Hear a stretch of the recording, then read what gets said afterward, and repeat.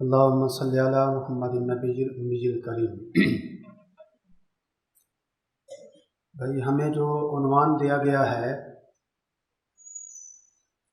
اس کا تعلق جن حضرات کے ساتھ ہے ان کے بارے میں ایک لطیفہ ہی سن لیں۔ ایک آدمی ایک مکتبے پر گیا تو مکتبے والے کو کہتا ہے کہ مجھے ہر فرقے کے متعلق کتاب دے جس میں ان کے نظریات لکھے ہوئے ہوں۔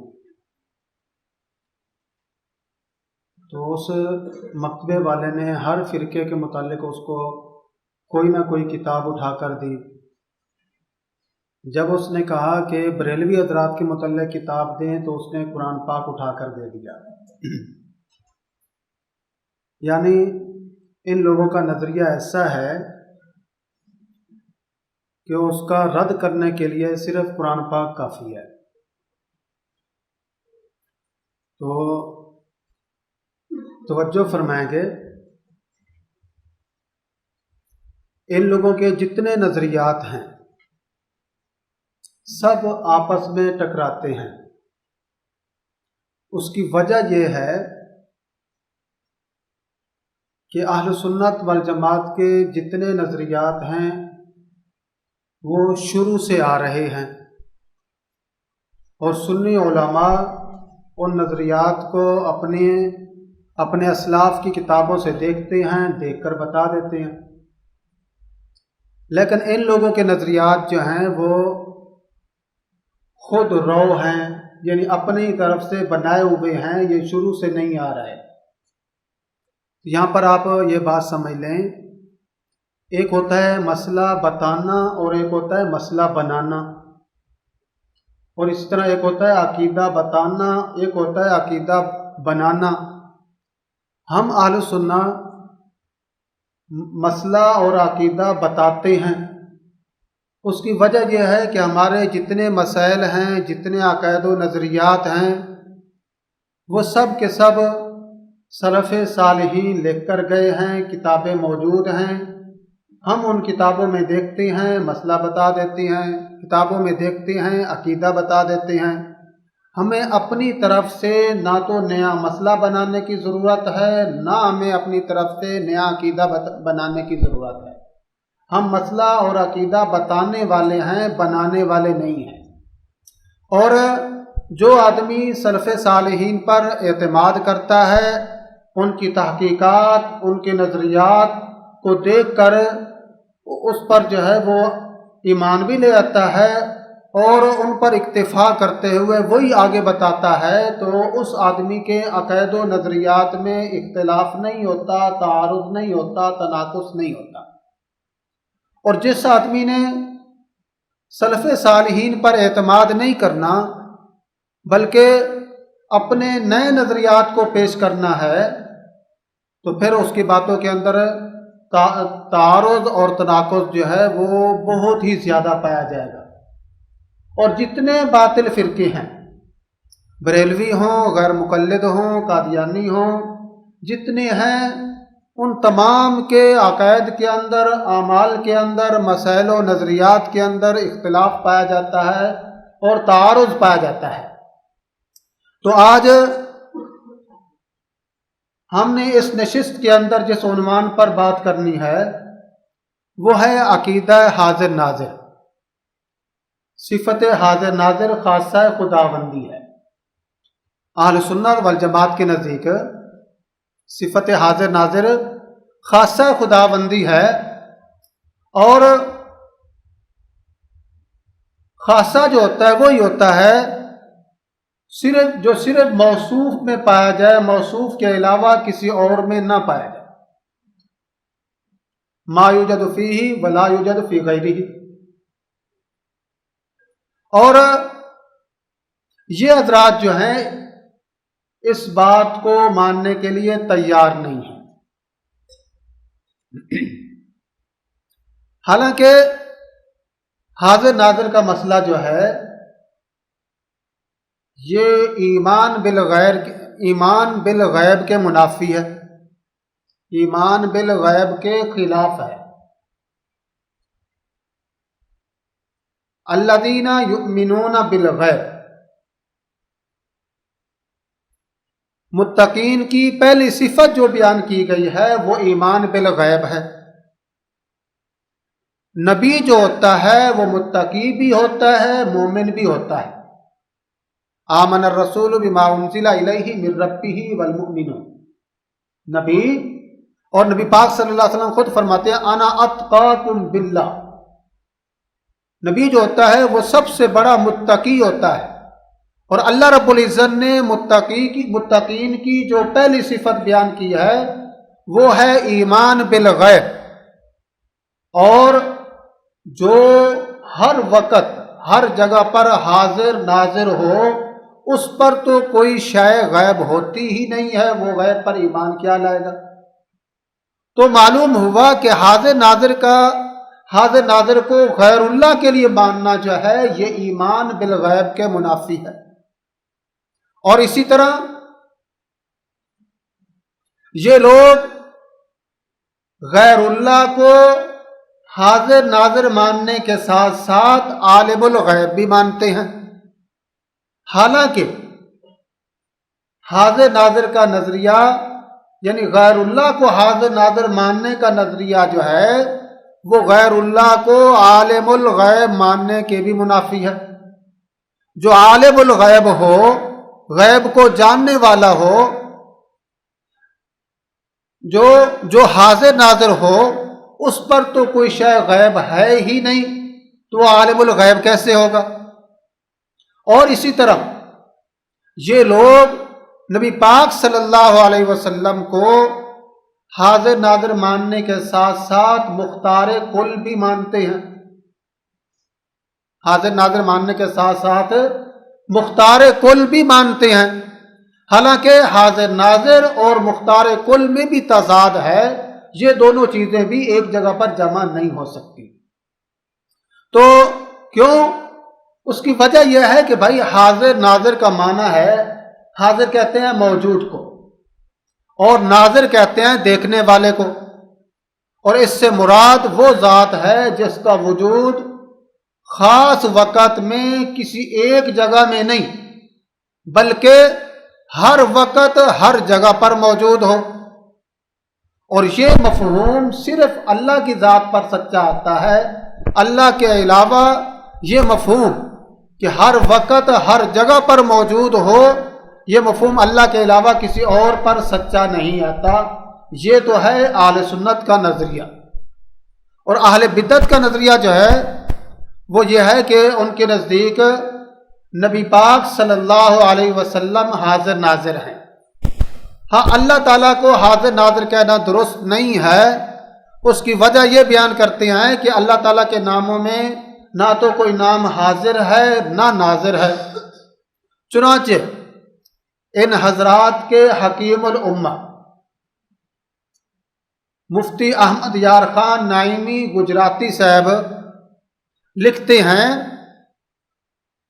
نماز میں جس طرح نمازی اللہ رب العزت کو حاضر ناظر مانتا ہے، اسی طرح نمازی کو چاہیے کہ نبی پاک صلی اللہ علیہ وسلم کو بھی حاضر ناظر مانے۔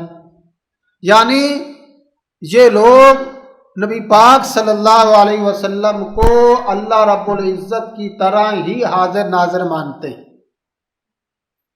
اور دوسرا نظریہ، یہ جو نظریہ ہے یہ تفسیر نعیمی جلد اول صفحہ 58 پر سورہ فاتحہ کے اندر سورہ فاتحہ کی تفسیر میں بیان کیا گیا ہے کہ نبی پاک صلی اللہ علیہ وسلم کو اللہ رب العزت کی طرح ہی حاضر ناظر مانا جائے۔ اور یہی مفتی احمد یار نعیمی صاحب دوسری مقام پر لکھتے ہیں، دوسری جگہ پر، کہ عالم میں حاضر ناظر کے شرعی معنی یہ ہے کہ قوت قدسیہ والا ایک ہی جگہ رہ کر تمام عالم کو اپنے کف دست کی طرح دیکھے اور دور و قریب کی آوازیں سنے۔ اور اس کے علاوہ ان کے اور بھی بہت زیادہ دعوے ہیں حاضر ناظر کے مسئلہ کے بارے میں جو عن قریب آگے آنے والے ہیں۔ تو ان کا یہ نظریہ جو ہے یہ بالکل غلط ہے، جیسا کہ عن قریب آگے قرآن کریم کی آیات اور نبی پاک صلی اللہ علیہ وسلم کے ارشادات مقدسہ کی روشنی میں ہم انشاءاللہ بیان کریں گے۔ تو یہاں پر ان حضرات کے جب دعوے بہت سارے ہیں، مناظرہ کے اندر جب دعویٰ لکھوانا ہے تو اس کی ہر شک جو ہے وہ سامنے لانی ہوگی۔ مثلا اگر یہ آدمی جو ہے، یہ لوگ جب یہ دعویٰ لکھیں گے تو ان کو کہا جائے گا کہ آپ اس چیز کی وضاحت کریں کہ نبی پاک صلی اللہ علیہ وسلم ہر وقت ہر جگہ پر حاضر ناظر روح مال جسد ہیں یا فقط روح کے ذریعے سے حاضر ناظر ہیں، اس چیز کی صراحت کرنا ہوگی۔ پھر اس کے بعد یہ بھی بیان کرنا ہوگا کہ آپ علیہ الصلوۃ والسلام کس وقت سے حاضر ناظر ہیں۔ آپ علیہ الصلوۃ والسلام پیدائش سے پہلے بھی حاضر ناظر تھے یا نہیں، وضاحت کریں۔ نبوت سے پہلے حاضر ناظر تھے یا نہیں، وضاحت کریں۔ نبوت کے بعد حاضر ناظر تھے یا نہیں، وضاحت کریں۔ پھر اس کے بعد جو ہے اس چیز کی بھی وضاحت کرنا ہوگی کہ وفات کے بعد بھی آپ علیہ الصلوۃ والسلام وفات کے بعد اگر حاضر ناظر ہیں تو کس وقت سے ہیں، دلیل کیا ہے۔ اور یہ ایسی بات ہے، ان کا یہ جو دعویٰ ہے ایسا دعویٰ ہے کہ اس کے بارے میں ان لوگوں کے پاس کوئی ایک نہ تو آیت ہے اور نہ ہی حدیث ہے۔ کوئی ایک آیت بھی ایسی نہیں ہے جس میں اللہ رب العزت نے بیان کیا ہو کہ نبی پاک صلی اللہ علیہ وسلم ہر وقت ہر جگہ پر حاضر ناظر ہوتے ہیں، روح مال جسد یا فقط روح کے ساتھ حاضر ناظر ہوتے ہیں۔ قرآن کریم کی کسی ایک آیت کے اندر بھی اس کی صراحت نہیں ہے۔ اور اسی طرح نہ خود نبی پاک صلی اللہ علیہ وسلم نے اپنے بارے میں کسی ایک مرتبہ بیان کیا ہو، کوئی ایک بات بیان کی ہو کہ میں اللہ رب العزت کی طرح ہر وقت ہر جگہ پر حاضر اور موجود ہوتا ہوں، دیکھنے والا ہوتا ہوں، ایسی کوئی بات نہیں۔ تو جب ان سے آپ حضرات یہ دعویٰ لکھوائیں گے، دعوے کے اندر یہ سب تنقیحات وضاحتیں ان سے لے لیں گے تو آپ کا یہ دعویٰ، آپ نے ان سے جو یہ دعویٰ لکھوایا ہے ایسا جامع مانع دعویٰ بن جائے گا کہ اس دعوے پر ان کے پاس کوئی دلیل نہیں ہوگی اور دعوے کے اندر ہی وہ لوگ جو ناکام ہو جائیں گے۔ اس طرح اب آگے دعوے کے بعد شرائط کا نمبر آتا ہے، تو شرائط کے اندر پہلے نمبر پر ان سے یہ بات طلب کی جائے گی، کیونکہ ان لوگوں کے نزدیک جو آدمی نبی پاک صلی اللہ علیہ وسلم کو حاضر ناظر نہیں مانتا، حاضر ناظر کا معنی جو آدمی آپ صلی اللہ علیہ وسلم کو ہر وقت ہر جگہ پر موجود نہیں مانتا، ہر وقت ہر جگہ پر حاضر اور ناظر نہیں مانتا، ان لوگوں کے نزدیک وہ آدمی جو ہے کافر ہے۔ جیسا کہ آگے حوالہ جات آنے والے ہیں، تو کفر و ایمان کے ساتھ جس مسئلے کا تعلق ہو اس کے لیے دلیل قطعی کا ہونا ضروری ہوتا ہے۔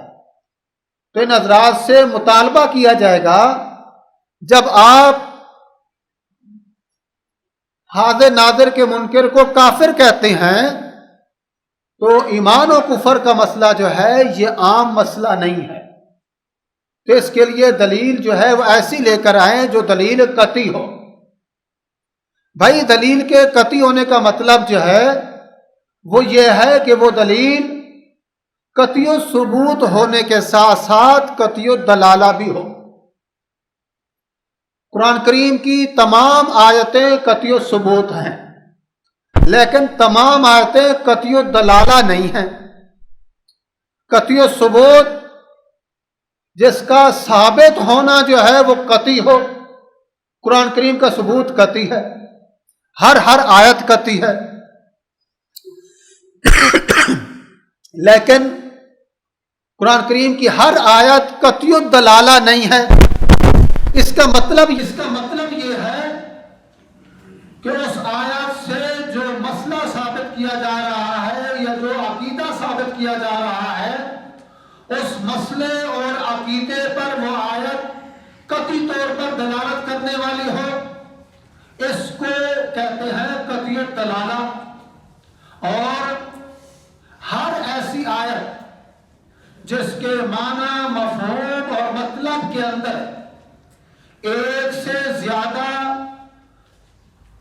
احتمال ہو، ہر ایسی آیت جس کے مطلب میں ایک سے زیادہ احتمالات ہوں، وہ آیت قطعی ثبوت ہونے کے باوجود قطعی دلالہ نہیں ہو سکتی، بلکہ قطعی دلالہ اس آیت کو کہتے ہیں جس کے اندر صرف ایک ہی احتمال ہو، جیسے قل هو اللہ احد، اللہ ایک ہے، اس میں دوسرا احتمال نہیں ہے۔ اللہ ایک ہے، اس میں دوسرا احتمال نہیں ہے۔ اللہ الصمد، اللہ بے نیاز ہے، اس میں دوسرا احتمال نہیں ہے۔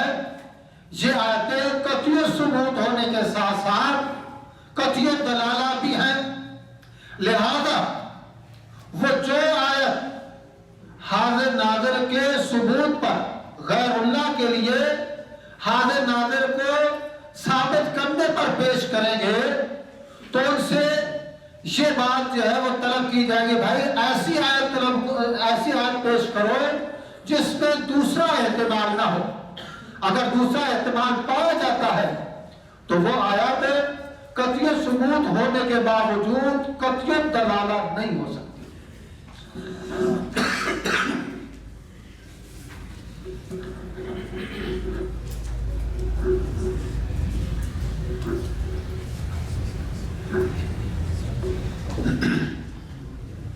تو پہلے نمبر پر ان سے جو شرط رکھی جائے گی،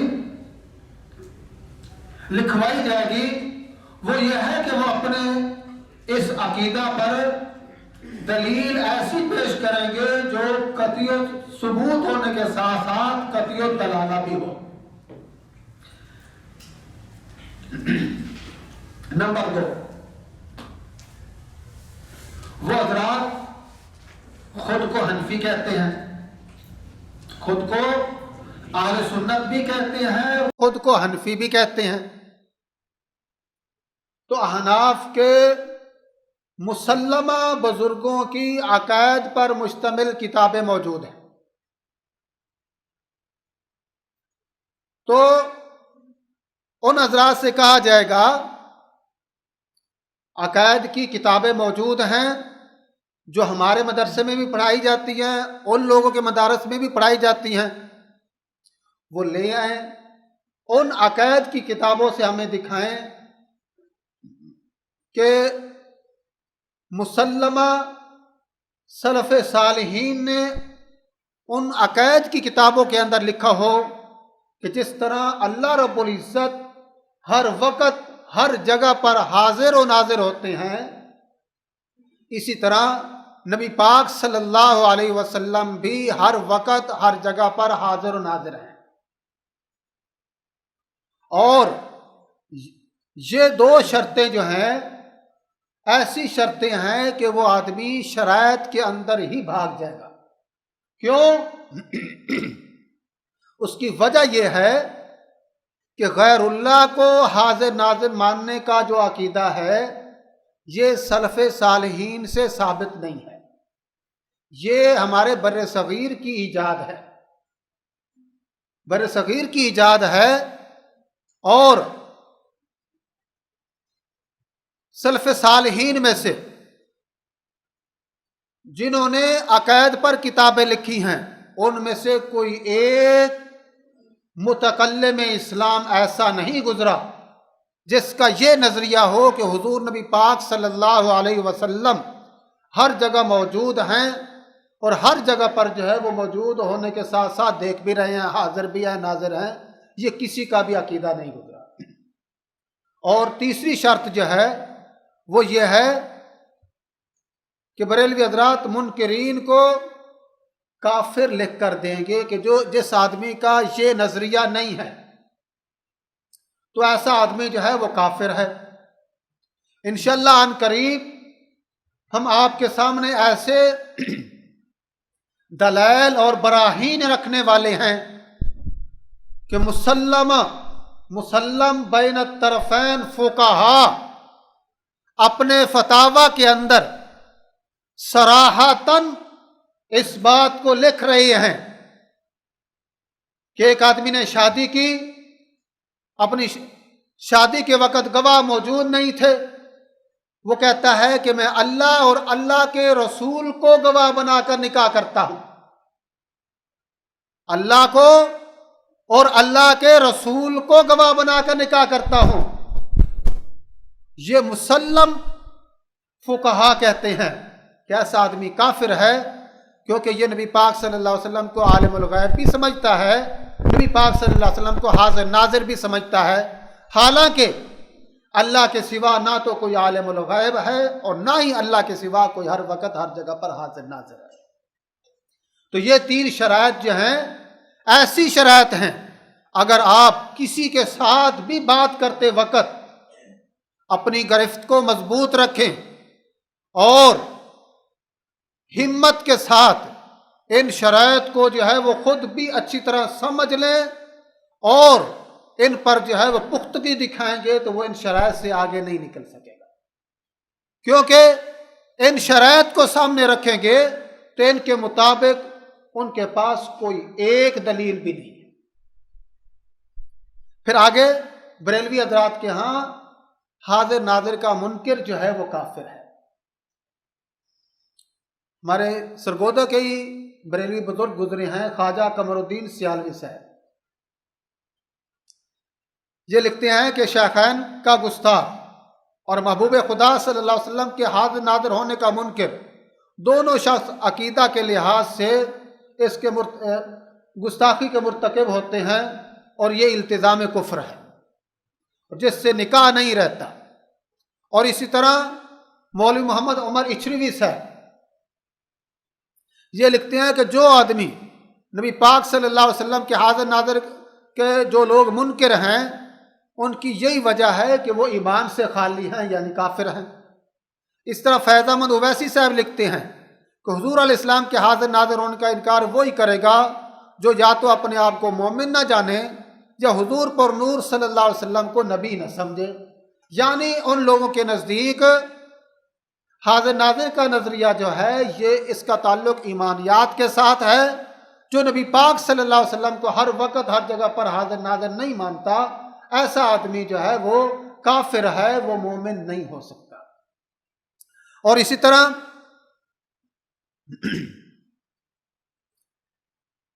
یہ حاضر ناظر کا مسئلہ جو ہے یہ گستاخانہ نظریہ ہے، یہ کوئی ایمان والا نظریہ نہیں ہے، گستاخانہ نظریہ ہے، کیونکہ ایک ہوتا ہے حاضر اور ایک ہوتا ہے حضور، ایک ہوتا ہے حاضر اور ایک ہوتا ہے حضور۔ حاضر اور حضور جو ہے ان دونوں معنوں میں فرق ہے۔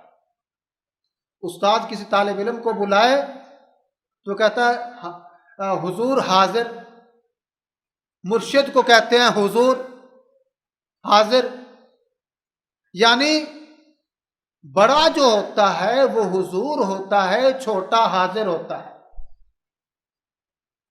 مرشد کی خدمت میں مرید حاضر ہوتا ہے اور مرشد حضور ہوتا ہے۔ یہ لوگ نبی پاک صلی اللہ علیہ وسلم کو جب حاضر مانتے ہیں تو یہ نبی پاک صلی اللہ علیہ وسلم کو جو ہے اپنے عقیدے کے مطابق چھوٹا بناتے ہیں، بڑا نہیں بناتے۔ تو یہ نظریہ جو ہے یہ گستاخانہ نظریہ ہے، یہ درست نہیں ہے۔ اور اسی طرح ان لوگوں کا اس مسئلہ کے اندر جو موقف ہے، یہ لوگ شتر مرغ کی طرح جو ہے اپنی حیثیت بدلتے رہتے ہیں، یہ ایک حالت پر نہیں رہتے۔ جب ان سے پوچھا جاتا ہے کہ تم نبی پاک صلی اللہ علیہ وسلم کو حاضر ناظر مانتے ہو، اس کا کیا مطلب ہے؟ کبھی کہتے ہیں کہ ہم نبی پاک صلی اللہ علیہ وسلم کو ہر وقت ہر جگہ پر حاضر ناظر مانتے ہیں۔ کبھی کہتے ہیں ہم نبی پاک صلی اللہ علیہ وسلم کو اللہ رب العزت کی طرح حاضر ناظر مانتے ہیں، جیسا کہ تفسیر نعیمی میں احمد یار خان صاحب نے لکھا ہے۔ کبھی کہتے ہیں کہ ہم نبی پاک صلی اللہ علیہ وسلم کو ہر جگہ پر حاضر ناظر نہیں مانتے، بلکہ نبی پاک صلی اللہ علیہ وسلم اپنے روضہ اقدس کے اندر موجود ہیں، وہیں پر موجود رہتے ہوئے پوری دنیا پر نظر رکھے ہوئے ہیں، دیکھ رہے ہیں۔ دلیل، اگر ہر وقت ہر جگہ پر اللہ تعالیٰ کی طرح حاضر ناظر مانتے ہیں، دلیل کوئی نہیں ہے۔ پھر کہیں گے کہ ہم جو ہے وہ حاضر تو ایک جگہ پر ہوتے ہیں، ناظر ہر جگہ پر ہوتے ہیں، اس پر دلیل؟ تو اس پر بھی کوئی دلیل نہیں ہے۔ پھر آگے ہم ان حضرات سے پوچھتے ہیں کہ جب یہ کہتے ہیں کہ آپ علیہ الصلوۃ والسلام ایک ہی جگہ تشریف فرما ہونے کے باوجود ہر جگہ کو دیکھ رہے ہیں اور کوئی جگہ بھی آپ کی نظر سے پوشیدہ نہیں ہے، تو ہم ان حضرات سے کہتے ہیں بھائی اس کے کل 3 احتمال بنتے ہیں اور تینوں غلط ہیں۔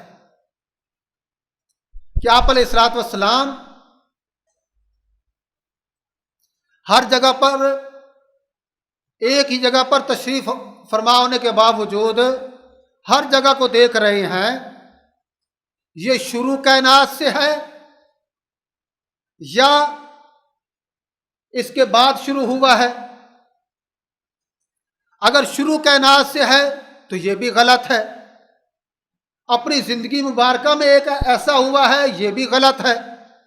اگر اپنی زندگی کے بعد آپ علیہ الصلوۃ والسلام کو یہ حیثیت دی گئی ہے تو یہ بھی غلط ہے۔ پہلا احتمال تو اس لیے غلط ہے کہ قرآن کریم کے اندر اللہ رب العزت نے کئی مقامات پر آپ علیہ الصلوۃ والسلام کے بارے میں فرمایا ہے کہ آپ وہاں پر موجود نہیں تھے۔ مثلا سیدہ مریم سلام اللہ علیہا کا تذکرہ کرتے ہوئے فرماتے ہیں ذالک من انباء الغیب نوحیہ الیک وما کنت لدیہم اذ یلقون اقلامہم ایہم یکفل مریم وما کنت لدیہم اذ یختصمون۔ جب وہ لوگ کلمے ڈال رہے تھے آپ اس وقت نہیں تھے، جب وہ لوگ مریم کی کفالت کرنے کے بارے میں جھگڑ رہے تھے آپ اس وقت بھی موجود نہیں تھے۔ تو معلوم ہوا کہ آپ علیہ الصلوۃ والسلام اپنی پیدائش سے پہلے حاضر ناظر نہیں تھے۔ اور اسی طرح دوسرا احتمال بھی غلط ہے کہ آپ علیہ الصلوۃ والسلام اپنی زندگی مبارکہ میں ہر وقت ہر جگہ پر حاضر ناظر تھے۔ اول تو اس لیے کہ ان لوگوں کے پاس اس پر کوئی دلیل نہیں ہے، نہ قرآن کریم میں کوئی ایسی دلیل ہے نہ حدیث مبارکہ میں ایسی کوئی دلیل ہے۔ اور دوسری بات یہ ہے، دوم اس لیے یہ بات غلط ہے کہ حضرات صحابہ کرام رضی اللہ عنہم اجمعین کا نظریہ اس کے برعکس تھا۔ حضرات صحابہ کرام رضی اللہ عنہم اجمعین آپ صلی اللہ علیہ وسلم کو ہر وقت ہر جگہ پر حاضر ناظر نہیں سمجھتے تھے۔ مثلا نبی پاک صلی اللہ علیہ وسلم نے سیدہ حفصہ رضی اللہ تعالی عنہا کو ایک بات بتائی، وہ راز کی بات تھی۔ سیدہ حفصہ رضی اللہ عنہا ام المؤمنین نے وہ راز کی بات ام المؤمنین سیدہ عائشہ رضی اللہ تعالی عنہا کو بتا دی۔ اب اگر سیدہ حفصہ نبی پاک صلی اللہ علیہ وسلم کو ہر وقت حاضر ناظر مانتی سمجھتی تو وہ بات کبھی بھی نہ بتاتی۔ جو بات بتائی ہے تو معلوم ہوا کہ وہ آپ کو حاضر ناظر نہیں مانتی تھی۔ اور اسی طرح غزوہ تبوک کے موقع پر کچھ حضرات صحابہ کرام جو غزوہ سے پیچھے رہ گئے تھے،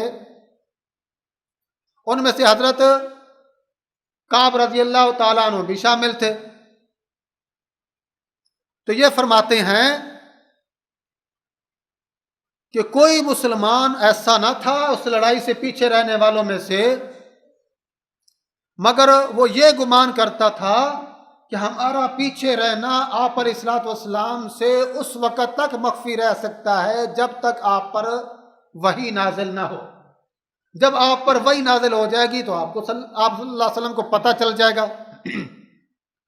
تو معلوم ہوا کہ حضرات صحابہ کرام رضی اللہ عنہم آپ صلی اللہ علیہ وسلم کو حاضر ناظر بھی نہیں سمجھتے تھے، عالم الغیب بھی نہیں سمجھتے تھے۔ اور اسی طرح سیدنا عاصم رضی اللہ تعالیٰ نے شہادت سے پہلے یہ دعا مانگی، اللہم اخبر عنا نبیک، یا اللہ ہماری خبر جو ہے اپنے رسول صلی اللہ علیہ وسلم کو بتا دیں، پہنچا دیں۔ اگر نبی پاک صلی اللہ علیہ وسلم کو سیدنا عاصم حاضر ناظر مانتے تو یہ بات کہنے کی ضرورت پیش نہ آتی۔ اور اسی طرح نبی پاک صلی اللہ علیہ وسلم نے خود بھی اپنے آپ پر غیب کا لفظ بولا ہے۔ آپ علیہ الصلوۃ والسلام نے اپنے ایک غلام کو قتل کرنے کے لیے سیدنا علی رضی اللہ تعالیٰ عنہ کو حکم دیا کہ اس کو قتل کر دو۔ غلام نے جب شیر خدا کو تلوار اٹھائے ہوئے دیکھا تو بھاگ پڑا، اتنا بھاگا کہ اس نے جو چادر باندھی ہوئی تھی وہ گر گئی، وہ خود بھی گر گیا۔ حضرت علی رضی اللہ تعالیٰ عنہ کی نظر پڑی تو وہ تو مجبور تھا کہ اس کا سسٹم ہی نہیں تھا۔ تو اس پر حضرت علی رضی اللہ تعالیٰ عنہ نے جب دیکھا تو یہ تو مجبور ہے، تو انہوں نے آ کر، اصل میں اس غلام پر جو ہے وہ زنا کی تہمت تھی، تو جب وہ تھا ہی مجبور، حضرت علی رضی اللہ تعالیٰ عنہ کی جب نظر پڑی تو وہیں سے پیچھے آ گئے۔ آپ علیہ الصلوۃ والسلام کو آ کر بتایا کہ انہ لمجبوب، تو آپ علیہ الصلوۃ والسلام نے فرمایا الشاہد یرا ما لا یرا الغائب،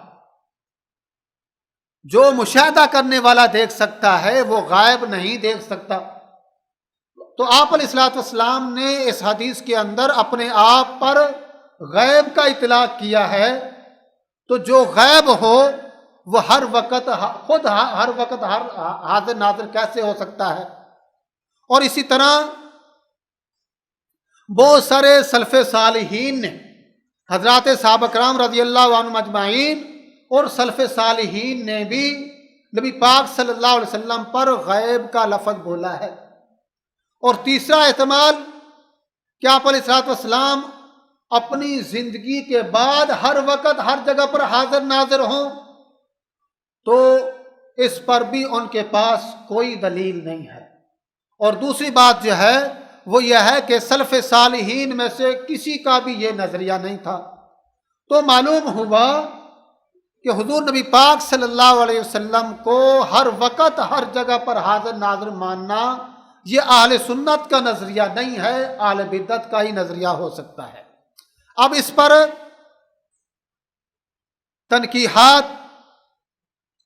تنقید نمبر 1 کہ بریلوی حضرات نبی پاک صلی اللہ علیہ وسلم کو حاضر ناظر ماننے کی بنیاد پر گستاخ ثابت ہوتے ہیں۔ کیوں؟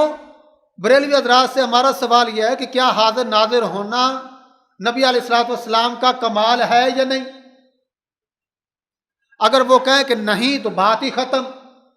اگر وہ کہیں کہ آپ علیہ الصلوۃ والسلام کا حاضر ناظر ہونا یہ آپ علیہ الصلوۃ والسلام کا کمال ہے، تو اب ہمارا سوال یہ ہوگا کہ اگر کوئی آدمی حاضر ناظر میں غیر اللہ کو اور غیر نبی پاک صلی اللہ علیہ وسلم کے علاوہ کسی اور کو حاضر ناظر ہونے میں آپ صلی اللہ علیہ وسلم سے بڑھ کر حاضر ناظر مانے، اس کا کیا حکم ہے؟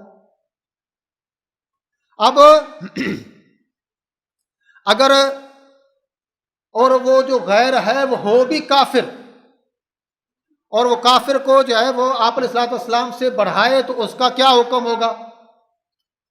تو اگر وہ اس آدمی کو اس فتویٰ کی زد میں نہیں لاتا۔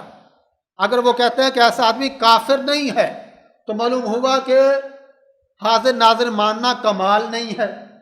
اگر وہ کہتے ہیں کافر ہے تو ہم کہتے ہیں کہ فاضل بریلوی کہتے ہیں کہ وہ صفت جو غیر انسان کے لیے ہو سکتی ہے انسان کے لیے کمال نہیں ہے، اور جو غیر مسلم کے لیے ہو سکتی ہے مسلم کے لیے کمال نہیں ہے۔ اور ان لوگوں نے شیطان کو نبی کریم صلی اللہ علیہ وسلم سے بڑھ کر عالم الغیب بھی مانا ہے اور حاضر ناظر بھی مانا ہے۔ تو معلوم ہوا کہ آپ علیہ الصلوۃ والسلام کو حاضر ناظر ماننا جو ہے یہ گستاخی پر مبنی ہے، اور ان کا یہ نظریہ گستاخانہ ہے۔ اور اسی طرح تنقید نمبر 2، بریلوی حضرات اس عقیدے کی بنیاد پر مشرک ثابت ہوتے ہیں۔ مشہور بریلوی عالم شاہ مسعود احمد دہلوی صاحب لکھتے ہیں، ہاں یا رسول اللہ بنیت حاضر ناظر کہنا موجب شرک ہے۔ انہی کی کہہ رہا ہوں، زباں میری ہے بات ان کی، کہ یہ بات خود ان حضرات نے لکھی ہے کہ آپ علیہ الصلوۃ والسلام کو یا رسول اللہ بنیت حاضر ناظر کہنا جو ہے یہ شرک ہے۔ اور اس طرح آگے بھی حوالہ جات موجود ہیں۔ تنقید نمبر 3، ہم ان سے پوچھتے ہیں کہ آپ لوگ نبی پاک صلی اللہ علیہ وسلم کو اللہ تعالیٰ کی طرح حاضر ناظر مانتے ہو یا نہیں؟ اگر وہ کہیں کہ نہیں تو پھر یہ حوالہ جات لائے جائیں گے کہ مفتی نعیم احمد یا نعیمی صاحب کہتے ہیں کہ نمازی نبی پاک کو اللہ تعالیٰ کی طرح حاضر ناظر مانے، اور اسی طرح اگر وہ کہتا ہے کہ ہم اللہ تعالیٰ کی طرح حاضر ناظر مانتے ہیں تو پھر جو ہے یہ ابو کلیم محمد صدیق فانی کا یہ حوالہ لایا جائے گا کہ جو آدمی اللہ جل شانہ کی طرح حاضر ناظر جانے پس اہل سنت کے نزدیک کافر ہے۔ یعنی دونوں صورتوں میں یہ لوگ جو ہیں وہ کافر ثابت ہوتے ہیں، اس عقیدہ کو ماننے کی وجہ سے مومن ثابت نہیں ہوتے۔ تو اس طرح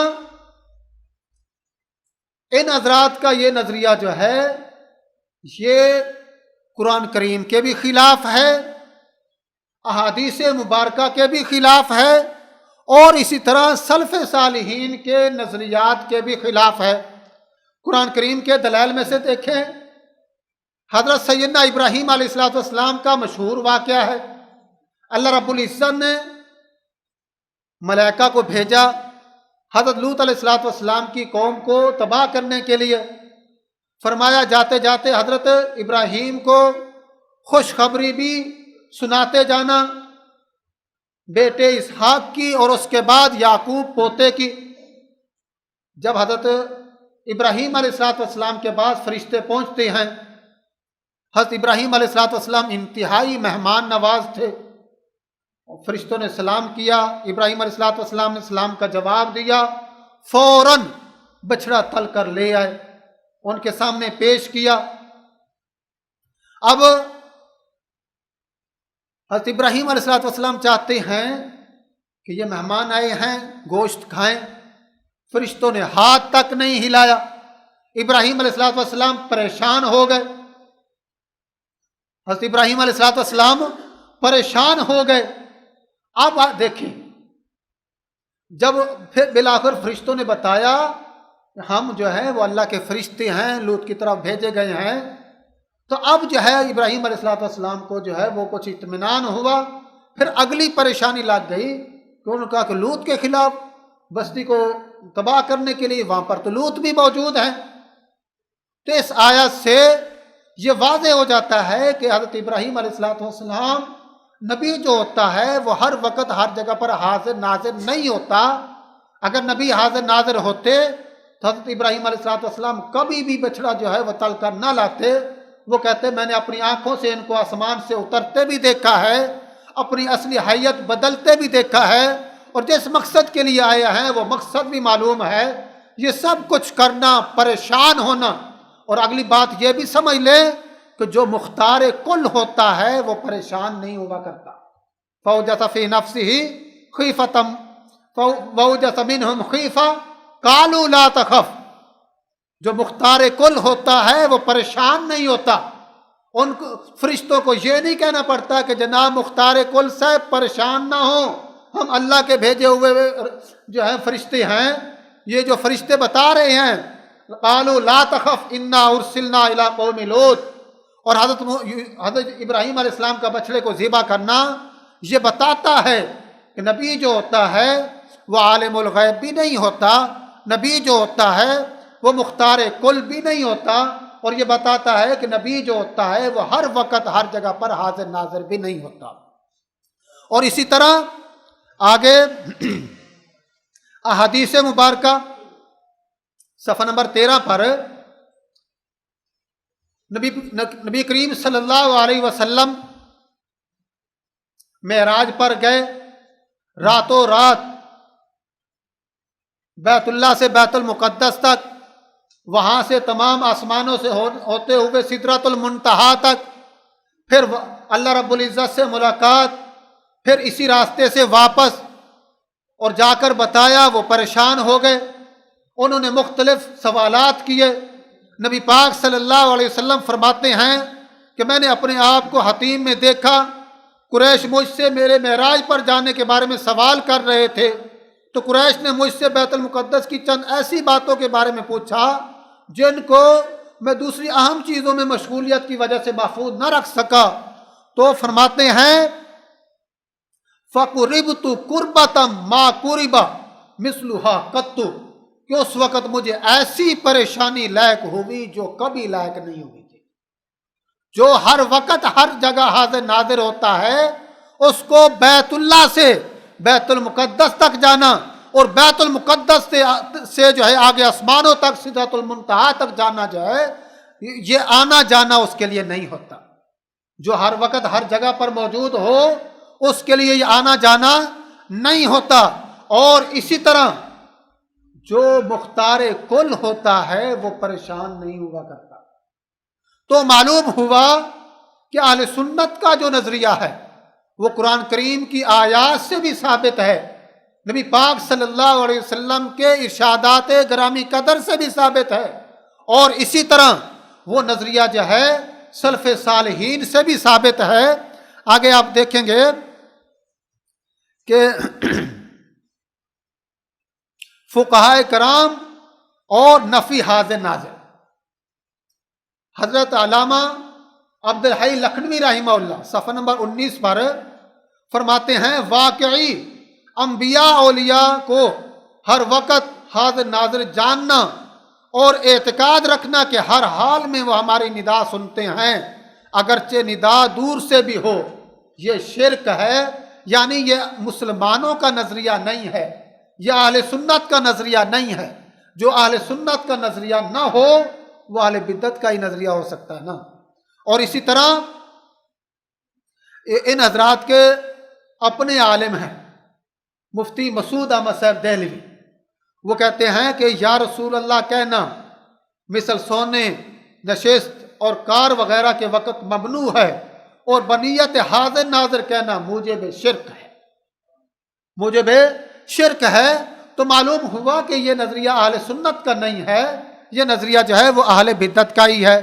اور اسی طرح تو ان حضرات کی آگے دلیلیں آ گئی ہیں، تو ان حضرات کی دلیلوں کے بارے میں آپ دیکھتے جائیں گے. جو ہم نے شرطیں لگائی تھی یہاں پر آپ اپنی والی وہ شرطیں سامنے لے آئیں گے کہ انا ارسلنا کا شاہدہ وجئنا بک علی ہؤلاء شہیدہ.